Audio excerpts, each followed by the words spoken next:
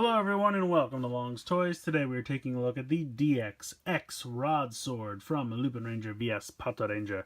This is the weapon used by X in his Patran X and Lupin X form. It has two different modes, as you can see here.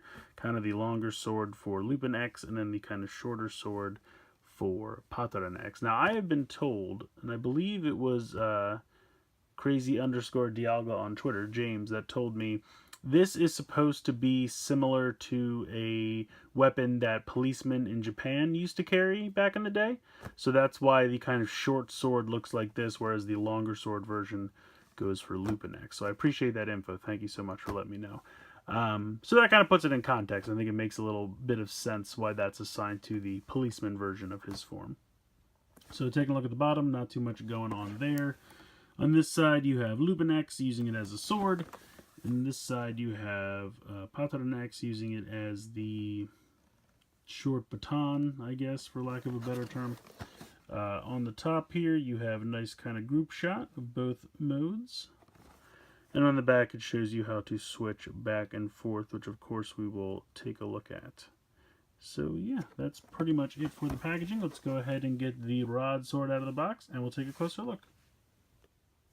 Alright, so here is the rod sword out of the packaging. Looks very nice.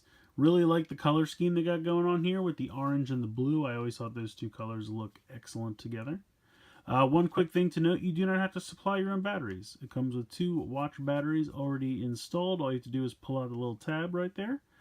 And there you go. You're good to go. Speaker located right here. I cannot find an on or off switch. I do not believe it has one, but it doesn't really make any noise unless you're doing anything with it. Now this is the Patran X mode, the kind of shorter baton sword. You can see the S badge for the Patrangers there in the center. Now if you hit the trigger, you get this kind of generic,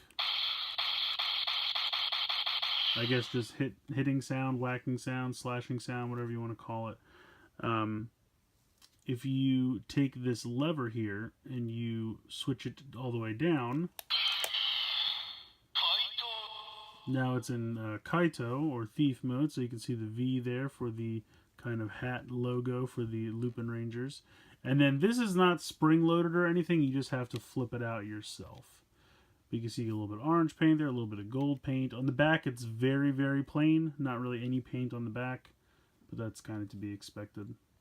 And the blade flipping it out does not make it very much longer, but it does look a little bit better with a longer blade in my opinion. So now that it's in the Lupinranger mode, you can see here you get like a little bit more of a traditional slashing sound. Kind of like 2 swords clanging together, something like that. And that's just the one sound, so it doesn't matter how many times you hit it, you're going to get that same sound. So what you can do, I'm going to change it back.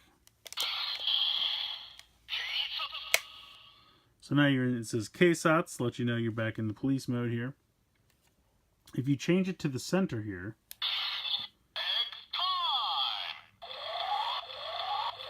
so you get this pulsating sound. Now if you hit the trigger, it just kind of cancels. It doesn't really do anything.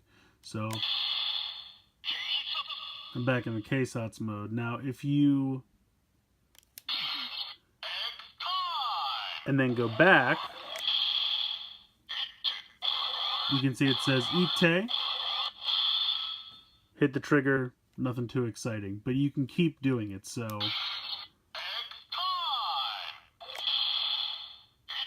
that's 1. You hear that's 2.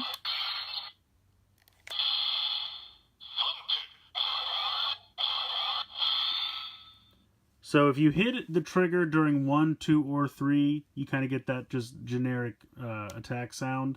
But if you go all the way to 4,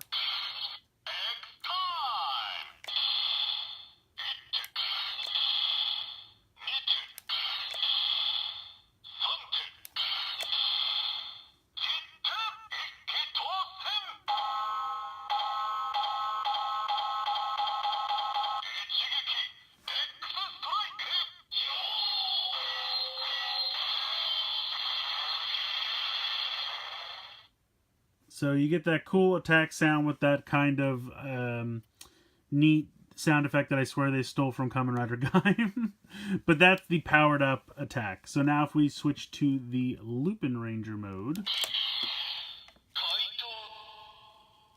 and we do the same thing. This time we don't have to keep doing it multiple times.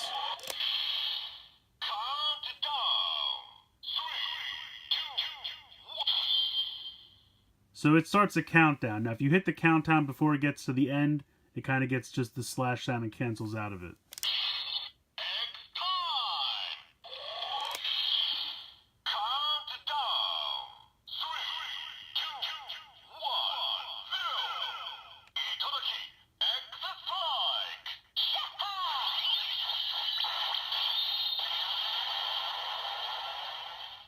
So each time you get an X strike, but with different sound effects. Yeah, that's unfortunately pretty much it. This thing does not have a ton of functionality in it. You get kind of a generic slash sound for each mode, and then you get kind of a final attack mode or sound for each mode. With the Lupinranger version, you just do it once and it starts a countdown. With the Patranger version, you have to do it 4 times, and then you get to the final attack sound. So I think it looks neat. I really do love the color scheme of it, but as far as functionality goes, unfortunately, it just doesn't have a ton. So at the end of the day, is this thing 100% must-have? No, not by any means. I think it's definitely the best roleplay weapon we've gotten so far, and by that I mean the best roleplay weapon that's not directly compatible with all of the VS vehicles, like the VS Changer. I definitely think it's better than the Megaphone toy. I think it's better than the Lupinranger sword grabby claw thing that we got. I think it's neat. I think kids would like it. I absolutely love the color scheme for it. I think both modes are kind of cool. I definitely think this sword mode is the cooler of the two. I like that you get a slashing sound that's different for each mode, and you also get a final attack sound that's different for each mode. Again, it's not a ton of functionality. It definitely has no compatibility with VS vehicles or anything like that, but it would be kind of difficult to get that to work, especially with X having the completely separate changer that, you know, doesn't use VS vehicles as it is. It wouldn't really make any sense for this to have VS vehicle compatibility, so I understand it. But that being said, you know, most adult collectors I think could probably pass on this, or if you wanted to pick it up at a sale or something like that, I could easily see this one kind of clogging the digital shelves over at HLJ for quite some time. It's kind of pricey. I think it's somewhere in the area of $35. I'm hoping that I got a smaller price because I pre-ordered it. I honestly can't remember at this point, but that does seem like a lot in my opinion. So I could easily see how most people would probably pass on this, but I think kids would like it. Again, I love the color scheme. The functionality it does have is nice, but it could use some more. But what are you going to do? So let me know what you guys think in the comments below. Love to hear from you. Please like, share, comment, subscribe. Hope you enjoyed the video. And as always, guys, thank you so much for watching.